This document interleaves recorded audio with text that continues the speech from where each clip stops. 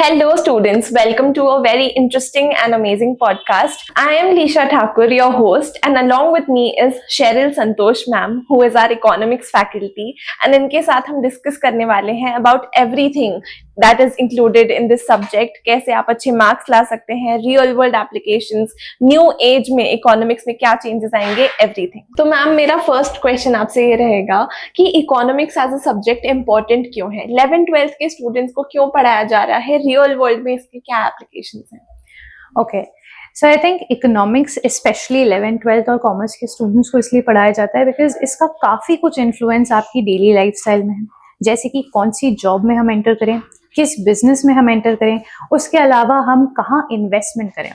Other than that economics हमें financially smart बनाता है, लाइक कहाँ पे पैसा लगाना चाहिए, किस टाइम पे इन्फ्लेशन है, इन्फ्लेशन के टाइम पे क्या हमें पैसे को कंट्रोल करना चाहिए, मनी सप्लाई को कम करें या उसे बढ़ाएं. उसके अलावा if you are giving any kind of competitive exams like UPSC, CA, MBA, even banking exams, यहाँ पे इकोनॉमिक्स का बहुत वेटेज दिया जाता है and that is why I think we all need to understand economics. That's so true, ma'am. Economics important तो काफी ज्यादा है, प्लस साथ ही साथ हमको पता है हर जगह प्रेजेंट है, इट्स एवरीवेयर. स्टिल जब बच्चे पढ़ते हैं इकोनॉमिक्स तो उनको कहीं ना कहीं ये सब्जेक्ट बोरिंग फील होता है, तो इसका आपके पास क्या सोल्यूशन है? सो आई थिंक कि इकोनॉमिक्स आपको बोरिंग इसलिए लगने लग जाता है बिकॉज आप बहुत थ्योरेटिकल एस्पेक्ट में उसे पढ़ रहे हो. If you start relating it to the real life case scenarios, जैसे कि एप्पल की प्राइसिंग क्या है, प्राइसिंग स्ट्रैटेजी क्या है, जोमैटो की मार्केटिंग स्ट्रैटेजी क्या है, देन उसके अलावा हम उसे गेम से रिलेट कर सकते हैं. Monopoly is a very good example जहाँ पे आप मार्केट स्ट्रक्चर्स को अंडरस्टैंड कर सकते हैं एंड साथ में प्राइसिंग भी अंडरस्टैंड कर सकते हैं. उसके अलावा what you can do is कि आप डेली लाइफ से रिलेट कर सकते हो कि किस तरीके से, जैसे अगर पेट्रोल की प्राइसेस बढ़ती हैं तो आपके गुड्स पर असर पड़ता है. व्हाई? बिकॉज पेट्रोल के अगर दाम बढ़ते हैं तो ट्रांसपोर्टेशन आपकी महंगी हो जाती है एंड ट्रांसपोर्टेशन का कॉस्ट कहीं ना कहीं आपके गुड्स पे असर डालता है. तो आपने नोटिस किया होगा कि जब जब पेट्रोल के दाम बढ़ते हैं धीरे धीरे आपके सारे ही गुड्स के प्राइसेस भी बढ़ने लग जाते हैं. तो that is how I think you can not be board of economics. और अगर आप हर चीजों को रिलेट करो बाय केस एनालिसिस या फिर डेली लाइफ इश्यूज से अगर आप रिलेट करो तो economics will be very fun to understand.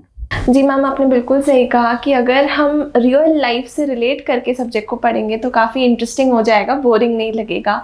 जैसे मैम हम देखते भी हैं न्यूज़ वगैरह पे ये सारे कॉन्सेप्ट्स आते हैं, GDP and inflation and everything.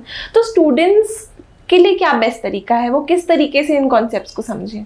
I think to understand हमें ये देखना चाहिए कि रियल लाइफ को अगेन रियल लाइफ से आप कनेक्ट करोगे तो you will be able to understand it better. अगर जैसे मैं बात करूँ इन्फ्लेशन की, तो इन्फ्लेशन अगर आप बोलो कि आज का 100 रुपया आज से 5 साल बाद उतनी वैल्यू नहीं रखेगा, it might be of the value of 150. तो हम यहाँ देख सकते हैं कि किस तरीके से मनी सप्लाई बढ़ती है एंड देन टाइम का इफेक्ट पड़ता है. उसके अलावा जब आप डिमांड बढ़ाते जाते हो तो इन्फ्लेशन बढ़ती जाती है. सिमिलरली अगर हम जीडीपी की बात करें तो जीडीपी एक तरीके से हमें ये बताता है कि हमारी इकोनॉमी कैसे परफॉर्म कर रही है. तो अगर हमारा जीडीपी का रेट हर साल बढ़ रहा है या धीरे धीरे बढ़ रहा है, इससे हमें ये समझ में आता है कि जीडीपी हमारी स्लो होती जा रही है. If it is increasing our economy is getting better, if it is decreasing it means that our economy is going down. जैसे हम रियल लाइफ की बात कर रहे हैं तो आजकल स्टूडेंट्स में काफ़ी होता है कि हमको अपना कुछ स्टार्ट करना है, अपना स्टार्टअप कल्चर आजकल बहुत चल रहा है. तो अगर कोई स्टूडेंट डिसाइड करता है कि मुझे अपना बिजनेस एस्टैब्लिश करना है तो इकोनॉमिक्स सब्जेक्ट, उसके कॉन्सेप्ट किस तरीके से उस स्टूडेंट को हेल्प कर सकते हैं? वेल आई थिंक बहुत ही अच्छा क्वेश्चन है ये.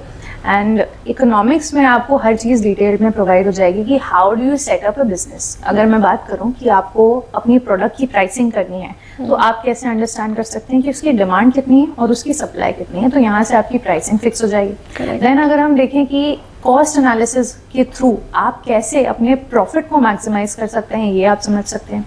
उसके अलावा आप कंज्यूमर बिहेवियर के पैटर्न को चेक कर सकते हैं, क्योंकि आजकल की लाइफ में वही ज़्यादा चलता है और प्रॉफिट आपको बना के देता है जहाँ पे कंज्यूमर की डिमांड ज़्यादा होती है. तो उस एस्पेक्ट से आप वही प्रोडक्ट बनाएं जो कंज्यूमर की नीड ज़्यादा रखता है.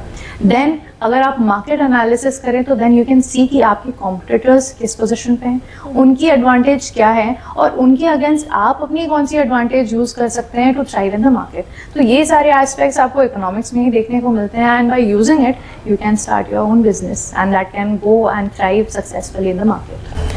अच्छा मैम, अगर हम पॉडकास्ट की डायरेक्शन थोड़ी बदलें, एग्जामिनेशन की तरफ जाएं, तो बच्चों का सबसे बड़ा प्रॉब्लम जनरली होता है प्रैक्टिकल जो क्वेश्चंस हैं एंड जो न्यूमेरिकल्स होते हैं, चार्ट्स, ग्राफ्स, इकोनॉमिक्स के, उसमें कहीं ना कहीं बच्चे अटक जाते हैं। तो उसको मास्टर करने का बेस्ट तरीका क्या है? ऑलराइट, तो हम ऐसा कर सकते हैं कि डायग्राम्स की अगर हम बात करें या ग्राफ्स की बात करें, तो इतने सारे डायग्राम्स एंड ग्राफ्स होते हैं इकोनॉमिक्स में कि हमें रिटेन करना थोड़ा सा मुश्किल पड़ जाता है।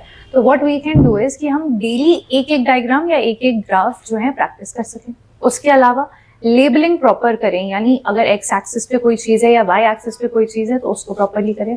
उसके अलावा जब आप नोट्स बना रहे होते हैं तो हम ये कर सकते हैं कि जब भी हम डायग्राम या फिर ग्राफ्स बनाएं तो उसके नीचे एक छोटा सा डिस्क्रिप्शन रख दें, सो दैट हमें याद करने में बेटर अंडरस्टैंडिंग मिले।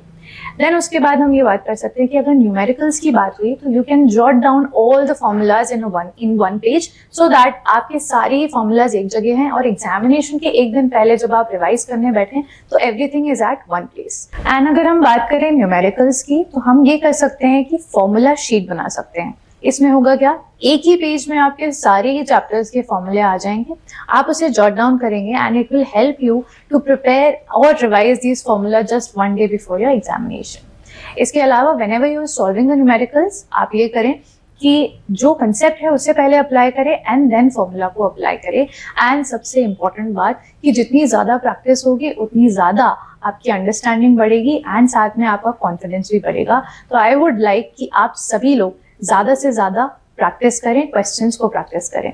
Thank you ma'am. Practical questions तो आई थिंक बच्चों के लिए एकदम सॉर्ट आउट टॉपिक अब बन चुका है, वो कर ही लेंगे। ऐसा होता है एग्जामिनेशन में कभी कभार कि एमसीक्यू वाले पार्ट में दो ऑप्शंस के बीच में कंफ्यूजन हो रहा है कि ये दोनों सही हो सकते हैं, इन दोनों में से कौन सा टिक करना है समझ नहीं आ रहा। एमसीक्यू काफ़ी कंफ्यूजिंग सी लैंग्वेज में बना देते हैं जनरली एग्जामिनेशन में, उसको सॉल्व करने की क्या ट्रिक है? आई थिंक एमसीक्यू का यही एक बेस्ट मेथड है कि हम 4 पॉइंट्स में डिवाइड करते हैं। सबसे पहला तो एलिमिनेशन मेथड, जहां आपको देख के समझ में आ रहा है कि ये तो आंसर हो ही नहीं सकता है, उसको पूरी तरीके से इग्नोर करो, देखना भी नहीं है। देन फिर हम आते हैं कीवर्ड्स पर, यानी जो भी कीवर्ड्स आपको पर्टिकुलरली उस आंसर का वे बना रहे हैं आप उस पर फोकस डालें।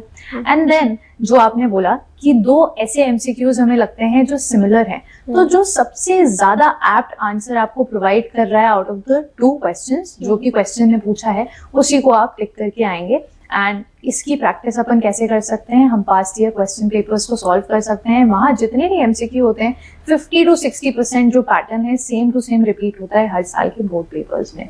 That's how you can deal with the MCQs. Thank you so much ma'am. Techniques काफ़ी एफिशिएंट लग रही हैं एंड ये जो पास्ट एग्जाम पेपर्स का पॉइंट है बहुत ही इंपॉर्टेंट आई थिंक है for all the type of questions, not just MCQ. So thank you. अच्छा मैम, आपकी इतनी प्यारी प्यारी बातें सुन के प्लस साथ में अपनी प्रैक्टिस से, मेहनत से, जो बच्चे अच्छे हो जाते हैं सब्जेक्ट में, जिनको इंटरेस्ट आने लगता है, उनका फिर ये क्वेश्चन बनता है कि इस इकोनॉमिक्स सब्जेक्ट से हम हाई पेइंग करियर अपना कैसे बना सकते हैं? फ्यूचर प्रोस्पेक्ट्स क्या हैं according to you in this field? Well I think सबसे बेस्ट प्रोफेशन तो you can go for CA. CA में आपको इकोनॉमिक्स, फाइनेंस दोनों का ही बेस मिलता है। उसके अलावा you can go for investment banking. आप एडवाइजरी सर्विसेज प्रोवाइड कर सकते हैं, looking on to the position की मार्केट कैसे फंक्शनिंग कर रही है, जिसको आप इकोनॉमिक्स में पढ़ते ही हैं via your phases of the business cycle. इसके अलावा हम गवर्नमेंट के बहुत सारे एग्जाम्स होते हैं जहाँ पे आपको इकोनॉमिक पॉलिसी मेकिंग में आपको हेल्प देनी पड़ती है, प्रोवाइड करना पड़ता है अपने अपने ideas. Other than that you can go for entrepreneurship. आप खुद का एक बिजनेस स्टार्ट कर सकते हैं जहां आप अपने हिसाब से सारी इकोनॉमिक्स की एप्लीकेशंस को अप्लाई कर सकते हैं। तो I think these are the future prospects in regards to economics. Ma'am, जो आपने फ्यूचर प्रोस्पेक्ट्स डिस्कस करे काफ़ी ज़्यादा अच्छे साउंड कर रहे हैं। आई नो कि बहुत सारे बच्चे होंगे जो इंटरेस्टेड होंगे इसमें। हम बात कर रहे हैं जैसे फ्यूचर की, तो अभी एआई का ज़माना है, एआई ग्रो कर रहा है, डेटा एनालिटिक्स एंड एवरीथिंग। तो आपका क्या ओपिनियन है कि डू यू रियली थिंक कि फ्यूचर में आगे एआई टेक ओवर नहीं कर लेगा ये सारे फील्ड्स को, करियर्स को, ह्यूमंस की, इकोनॉमिस्ट्स की तभी भी ज़रूरत पड़ेगी? वेल, सोचने वाली बात तो है मैम, क्योंकि जैसे हम देख सकते हैं एआई आजकल बहुत सारे जॉब्स को टेक ओवर कर रहा है। बट अगर हम बात करें इकोनॉमिक्स की तो एआई सिर्फ एक डेटा कलेक्टिंग टूल है। जितने भी डिसीजन मेकिंग्स हैं और पॉलिसी मेकिंग है ये सिर्फ एक ह्यूमन माइंड ही कर सकता है। तो इफ आई से AI सिर्फ डेटा कलेक्ट करके आपको देगा एंड एनालाइज करके देगा, but again if you have to focus the market, you have to focus the demand, you have to make major policy decisions, ये सिर्फ एक इकोनॉमिस्ट के ब्रेन से ही हो सकता है. बट आई फील कि AI and economist all together will make a powerful tool, क्योंकि आपको डेटा एनालिसिस भी मिल रहा है एंड साथ में इकोनॉमिक पॉलिसीज भी मिल रही हैं जो एक्चुअली में आप वेलफेयर के लिए करने वाले हो. आई थिंक इकोनॉमिक्स के केस में तो AI कभी भी टेक ओवर नहीं कर सकता. Thank you so much Sheryl ma'am, आपके सारे ओपिनियंस इतने कैंडिडली शेयर करने के लिए. I know for a fact कि जितने भी स्टूडेंट्स ये देख रहे हैं उनको बहुत हेल्प मिली होगी फ्यूचर प्रॉस्पेक्ट से रिलेटेड, एग्जाम से related, in every way economics से रिलेटेड.